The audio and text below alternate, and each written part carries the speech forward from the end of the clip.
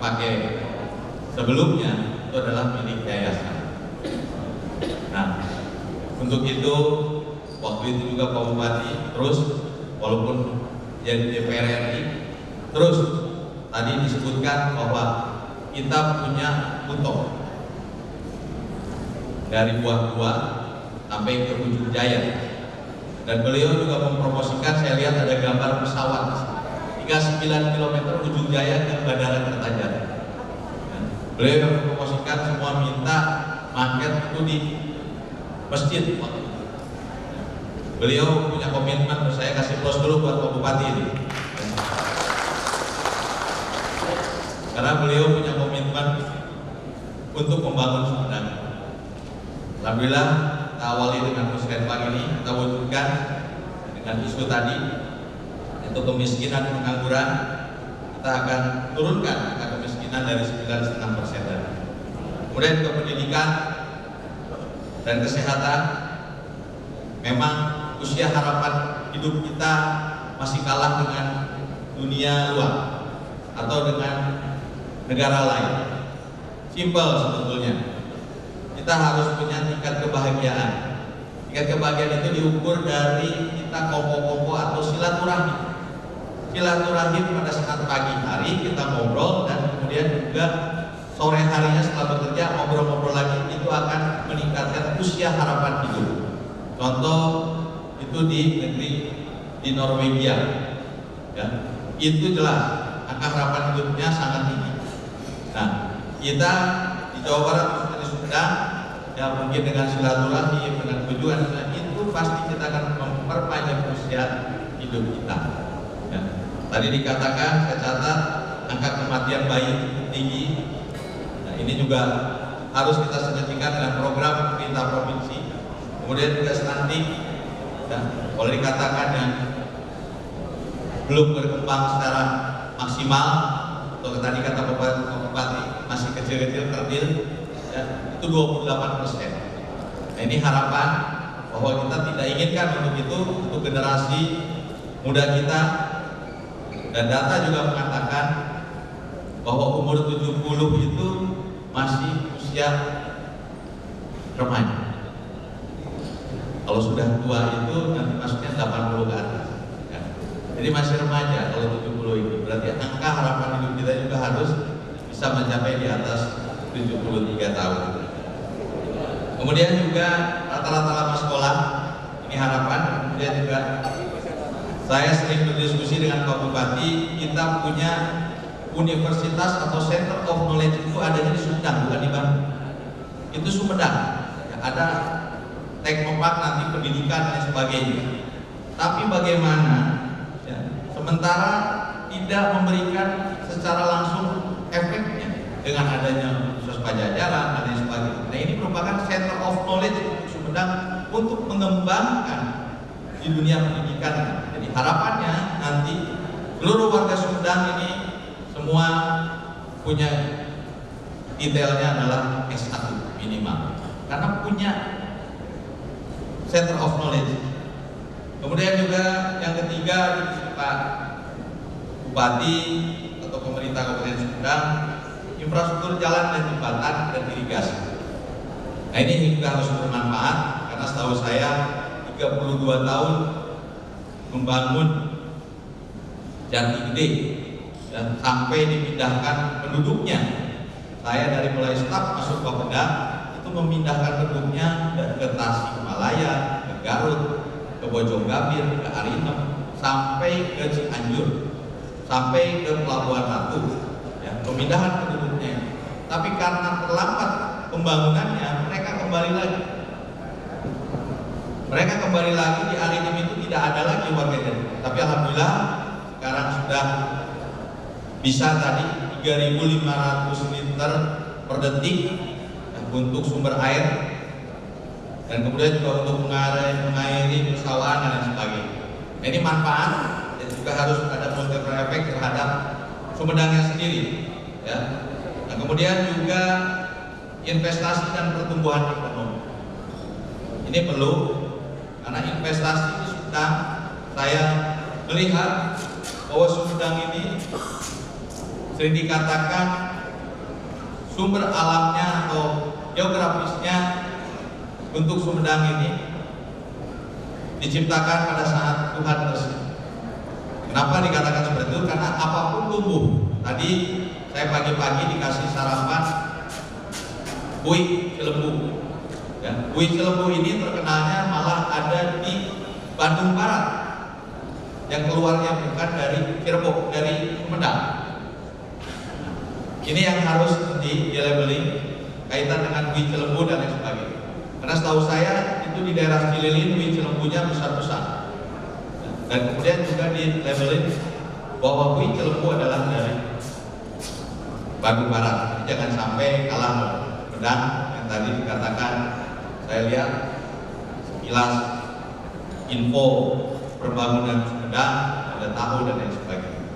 Nah kemudian juga yang keempat isunya adalah kinerja ASN. Ini perlu karena modal kita adalah di ASN dengan ditopang bahwa tadi ada beberapa strategi. Ya, ada strateginya SDM, kemudian juga sumber daya alam, kemudian juga budaya luhur.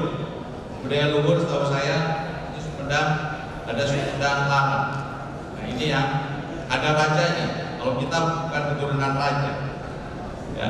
Nah ini adalah budaya luhur yang punya nilai jual untuk kita kedepankan. Karena saya yakin dengan kebudayaan akan menjadi kekuatan berkaitan dengan pariwisata. Jadi yakini dengan kebudayaan akan menjadi kekuatan terhadap pariwisata. Kemudian juga geografis sesuai arahan Pak Gubernur kemarin juga dibahas, Pak Bupati hadir pribadi kaitan dengan usulan dan lain sebagainya. Di bagian dari Kopdar, jadi koordinasi penyelenggaraan pemerintah daerah. Ada yang dikatakan triangle, yaitu rebana. Rebana ini adalah Patiban, Kertajati, dan Cirebon. Nah, Pak Bupati tadi sudah mengarahkan bahwa industrinya itu di Ujung Jaya. Di Ujung Jaya ada melalui FS atau Master Plan atau DED yang sudah ada di pemerintah provinsi, ada 68.000 hektar di triangle ini, yaitu Sumedang, Majalengka, kemudian juga berkaitan dengan Indramayu. Nah, Ujung Jaya ini tempatnya nanti pertemuannya di 148 tadi kata Pak Bupati. Jadi nanti tutup dahulu di situ, dan kemudian juga ada untuk gate yang memang masuk ke kawasan-kawasan tadi.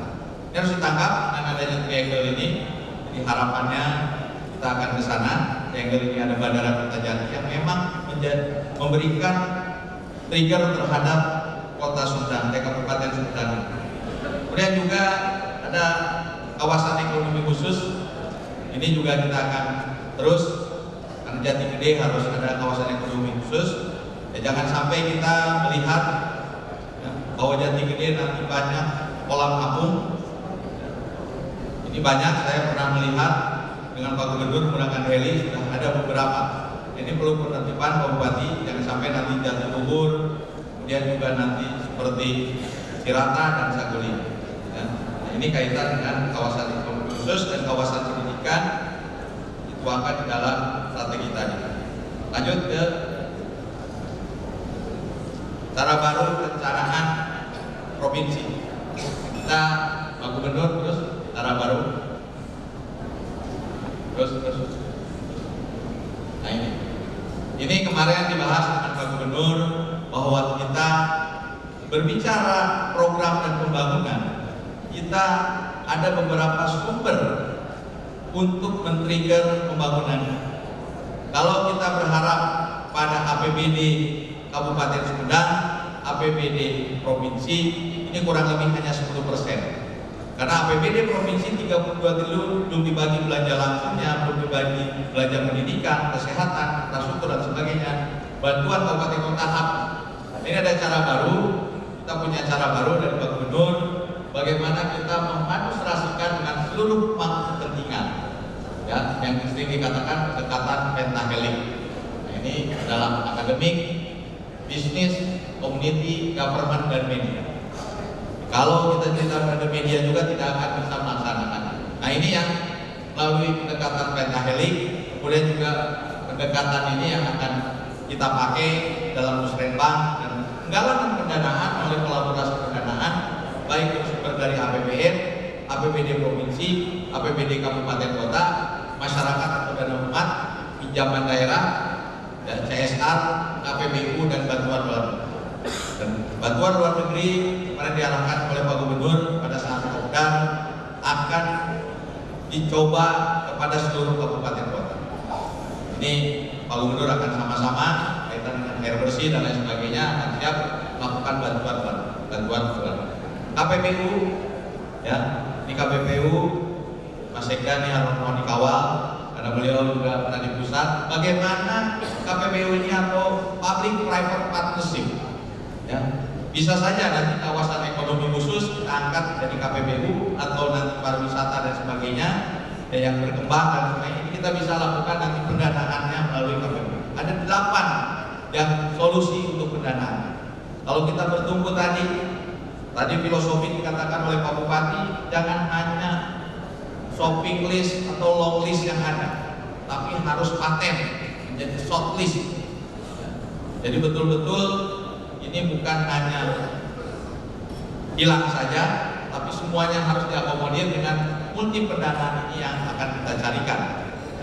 Nah itu pemerintah provinsi membuat cara baru dalam perencanaan provinsi Jawa Barat ya, adalah ini. Kemudian juga penerapan dynamic governance. Di tahapan kaitan dengan dynamic governance sebelumnya ini yang tadi slide sebelumnya.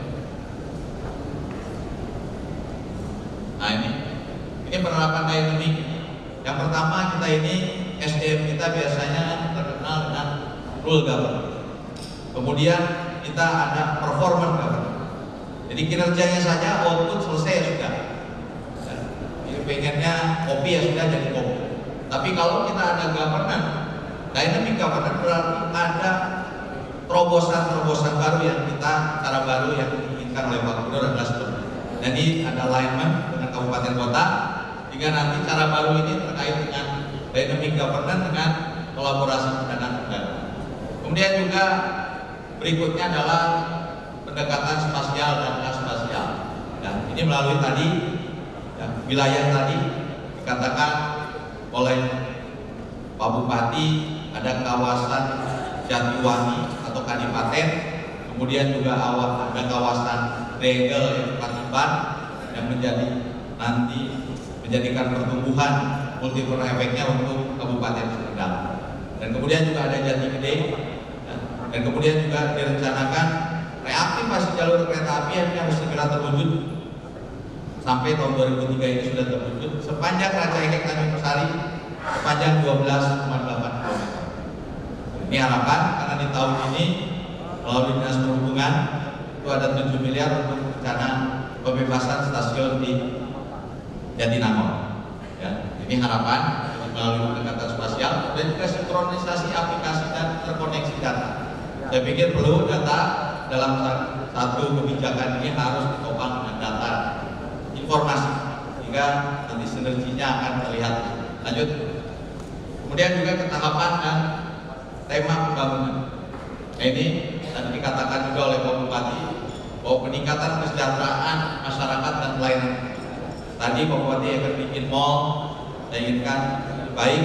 Ya, jadi pelayanan ini dulu dikatakan pelayanan satu pintu, ada OSS sekarang yang sedang berjalan, ya, online submission.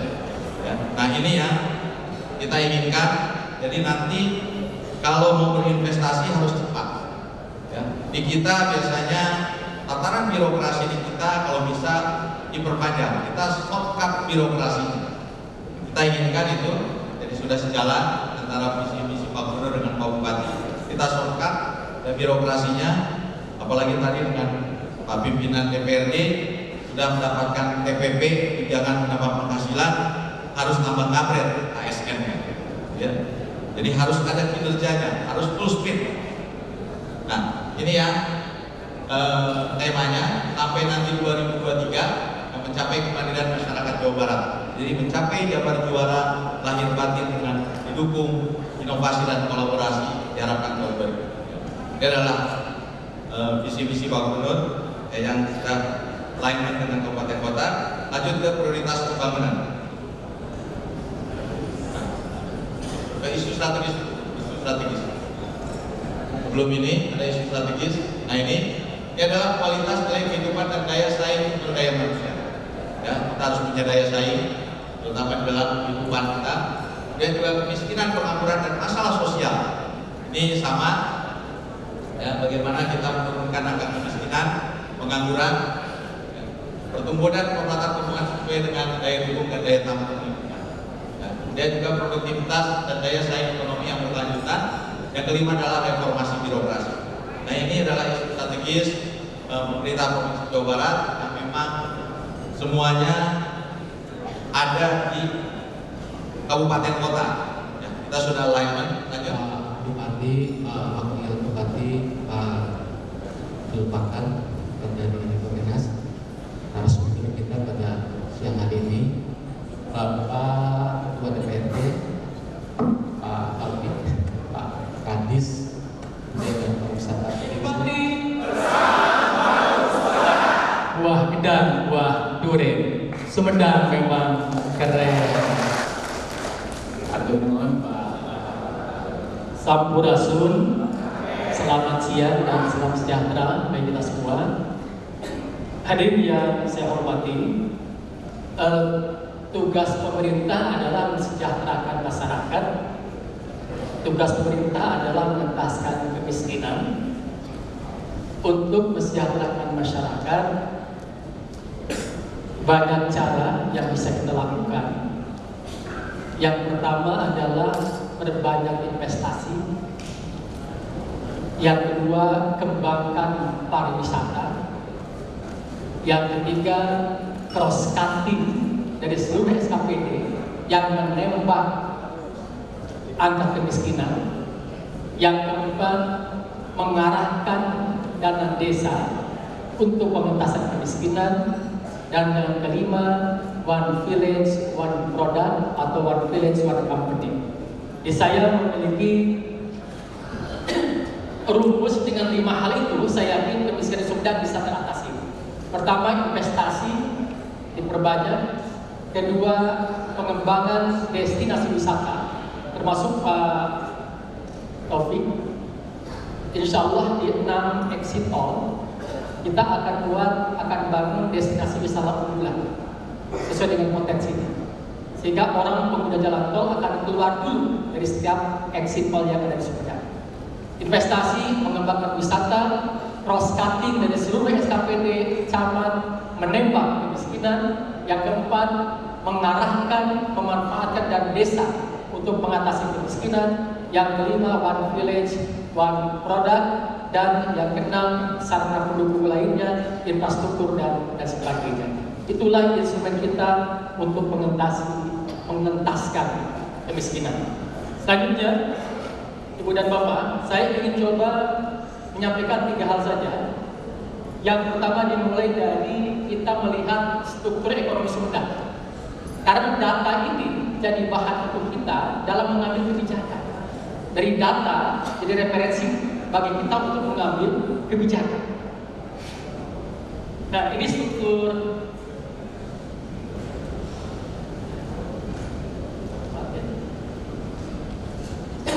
Ibu dan Bapak, 3 hal saja disingkat.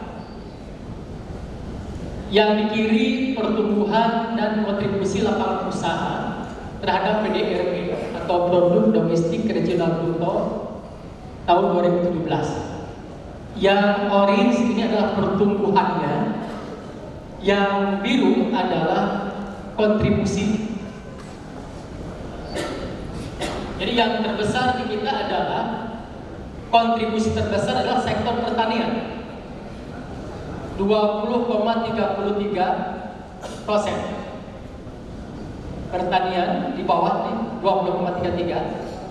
Tapi pertumbuhan tertinggi ada di listrik dan gas, 10,92%. Jadi kontribusi terbesar terhadap produk domestik regional bruto kita ada di sektor pertanian, 20% lebih. Yang kedua, industri pengolahan 18,3, dan yang ketiga perdagangan besar eceran, reparasi mobil dan sepeda motor. Kenapa terbaca struktur ini? Dari struktur ini menjelaskan bahwa sektor unggulan di Sumedang adalah pertanian, kehutanan, dan perikanan. Karena sektor ini telah memberikan kontribusi terbesar kepada PDRB kita dalam rangka menciptakan lapangan pekerjaan, sehingga sektor ini harus menjadi perhatian kita dalam mengambil kebijakan. Di agribisnis, pariwisata, dan industri. Jadi itu data ini dipentingkan. Sektor unggulan kita pertanian, walaupun pertumbuhannya sangat kecil. Pertumbuhan sektor ini hanya 6,7%, padahal kontribusinya paling besar 20% lebih. Ini bandingkan di Jawa Barat. Jawa Barat industri pengolahan paling tinggi. Ini didapat dari industri di Bekasi, di Karawang, sebagian di Sumedang, Bandung, dan sebagainya. Yang kedua, lanjut. Terus, sebelumnya kita LPE nih, LPE kita laju pertumbuhan ekonomi urutan 5, 6,23%, di atas Jawa Barat 5,29. Tetapi lagi-lagi LPE ini yang sangat tinggi tidak begitu signifikan berdampak kepada mengurangi angka kemiskinan dan mengurangi angka pengangguran. Bahkan kesenjangan semakin tinggi. Lanjut. IPM kita di urutan 12, 70,07 poin. Ini tahun 2017. Jawa Barat 70,69. Jadi IPM kita di bawah Jawa Barat, kita ranking 12. Saya menargetkan 2019 IPM kita sudah harus masuk 10 besar Jawa Barat ini. Kemudian tahun 2020-2021 target saya IPM Sumedang harus berada 5 besar di urutan Jawa Barat. Itu harapan saya dan mudah-mudahan semuanya bisa berkomitmen untuk itu. Kemudian lanjut, tingkat pengangguran terbuka kita Sumedang urutan 9, 7,15%, Jawa Barat 8,22%. Jadi kita masih di bawah rata-rata Jawa Barat. Terendah ini Pangandaran 3,34%. Lanjut. Nah, ini kemiskinan kita di angka 9,76, urutan 19. Dari 27 kabupaten kota kita urutan ke-19 di angka 9,76, Jawa Barat 7,45. Ini masalah kita. Urutan ke-19, padahal LPE-nya laju pertumbuhan ekonominya 6 lebih. Tapi kemiskinan sangat tinggi. Lanjut. Nah, ini Gini ratio kita. Jawa Barat 0,39, kita 0,387, ranking di urutan 19. Ketimpangannya. Kota Bandung 0,428 paling tinggi. Dan ini benar Bapak, ini data di 2017, padahal 2018 kita di 0,42, nambah 0,03 lebih. Gini ratio ini, angka ketimpangan jurang antara yang kaya dan yang miskin ya. Lanjut. Sudah jelas, ini ada RKPD tahun kedua. Lanjut. Next. Lanjut. Udah, target. Ini target kita. Saya mengajak hadirin untuk bisa menghayati sama-sama target kita yang harus kita capai dengan kebersamaan kita.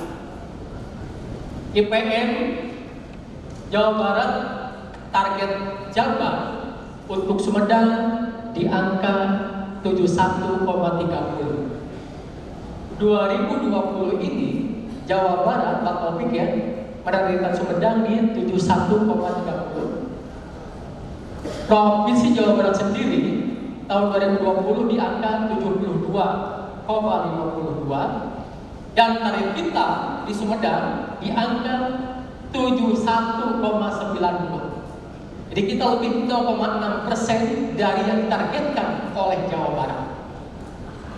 Kemiskinan target Jabar untuk Sumedang di 9,91, Jabar sendiri 0,07. Sumedang targetnya menurun 2020 menjadi 8,16%. Per tahun sekitar 0,8% kemiskinan kita menurun. Pengangguran terbuka 6,35, Gini rasio 0,39, LPE 7,01. Jadi semuanya target kita di atas target yang diberikan Jawa Barat. Ini butuh ekstra effort dari kita, kerja keras dari kita semua. Kemarin kita sudah ada perjanjian kerja, itu salah satu ikhtiar kita bagaimana kita mengerahkan seluruh tenaga dan pikiran kita untuk mencapai target ini. Lanjut, nah ini yang penting Pak Taufik, yang bagi Pak Gubernur, usulan prioritas tahun 2020 ke Jawa Barat, dan mohon nanti SKPD terkait tidak lanjuti ini dalam bentuk proposal dan sebagainya. Dimohon bisa dicermati. Yang pertama adalah pembangunan Sukasari Lembang. Ada Bapeda Provinsi. Yang pertama Sukasari Lembang. Ini tahun depan tuh ya. Saya mengingatkan kembali, Pak Gubernur sudah mengiyakan tahun 2020. Jalan Sukasari Lembang, Tanjung Sari, Sukasari ke Lembang. Ini akan mempermudah akses ke Lembang termasuk untuk pemasaran pertanian. Ini sekitar berapa kilo ya? Ada 15 20. Berapa? 15 km atau 19 km. Tanjung Sari, Sukasari, Lembang. Ini membuka akses wisata, akses pertanian dan sebagainya. Yang kedua, lanjut. Jalan jembatan Cilutung menghubungkan Sumedang dan Majalengka, Kadu dan Majalengka. Ini di daerah Jati Gede. Ini sentra Gedong Gincu. Jembatan Kadu Cilutung ke Majalengka.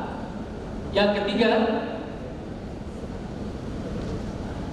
ini pusat budaya lanjutan, baru 5 miliar tahun kemarin.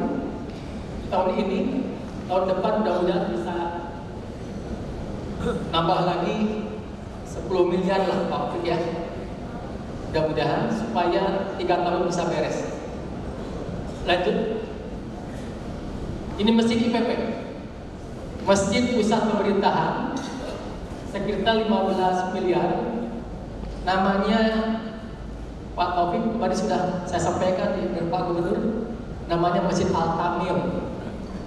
Supaya diberi bantuan cepat lah. Sampaikan kepada Pak Gubernur, nanti nama masjidnya Masjid Al-Kamil.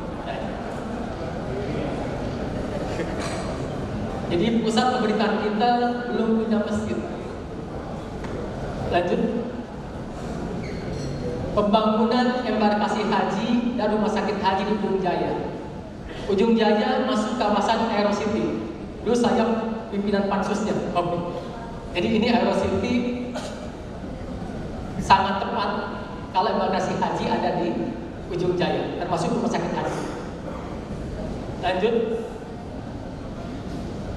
Pembangunan desa wisata Burica Burino. Ada floating market, ada forest walk, ada venue para layang, kampung warna-warni, camping ground, homestay, ada juga glamping di sana. Ini di Jati Gede akan lengkap. Ini masuk tadi tipe 2 ya, wisata tipe 2. Lanjut, pembangunan sport center Taji Malera ini belum tuntas. Lanjut, terus saja.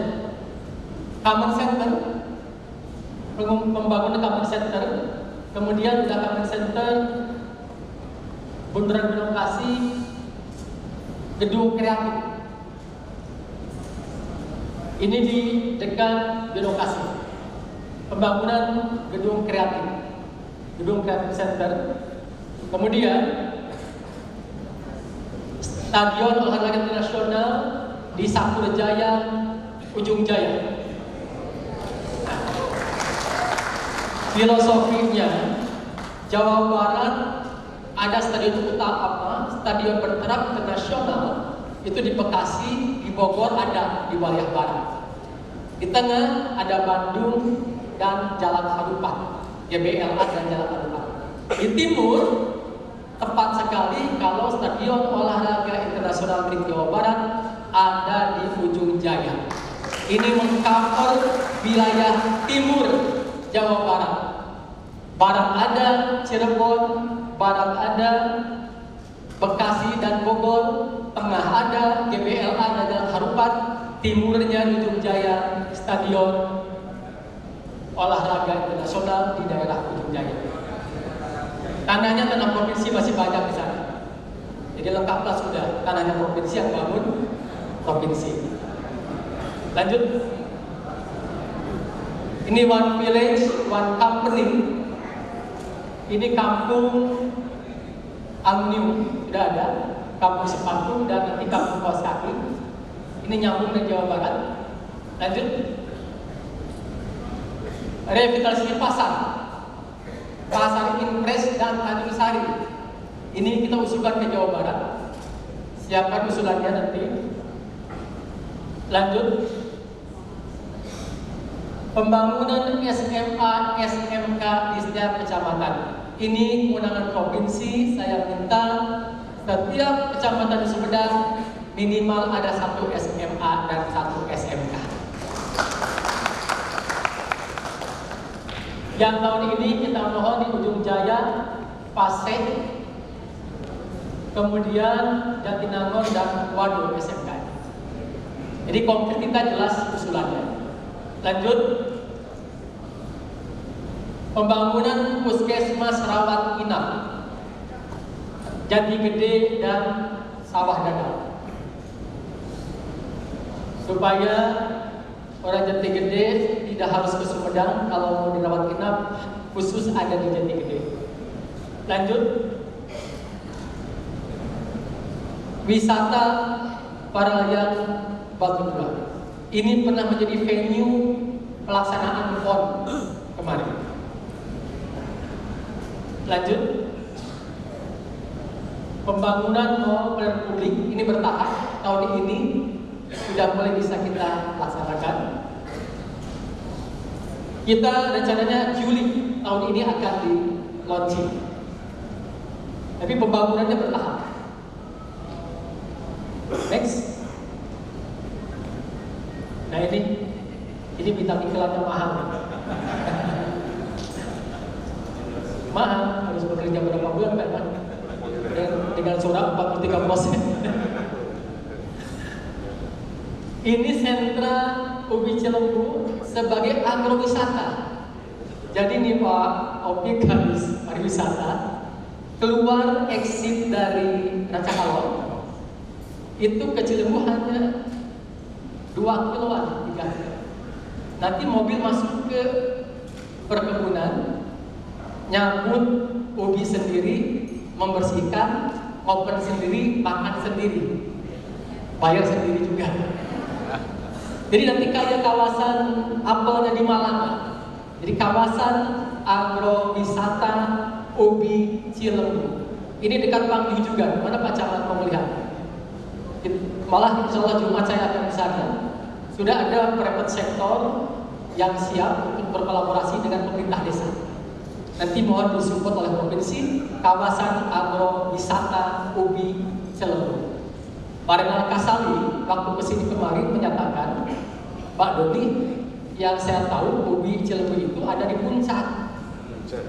Jadi pikiran Pak Renal Kasali, Ubi itu asli dari puncak Bogor, bukan Cilembu, Sumedang. Lanjut. Ini pembangunan rumah sakit Pratama. Waktu itu Pak Gubernur minta ada rumah sakit Pratama yang di daerah barat kita siapkan di Hongkong. Rumah sakit Pratama yang bisa mencegah dulu dari barat ke rumah sakit Sumedang. Ini kelas apa ya? B atau C ya? Ini C atau D? C. Lanjut. Pembangunan pasar hewan.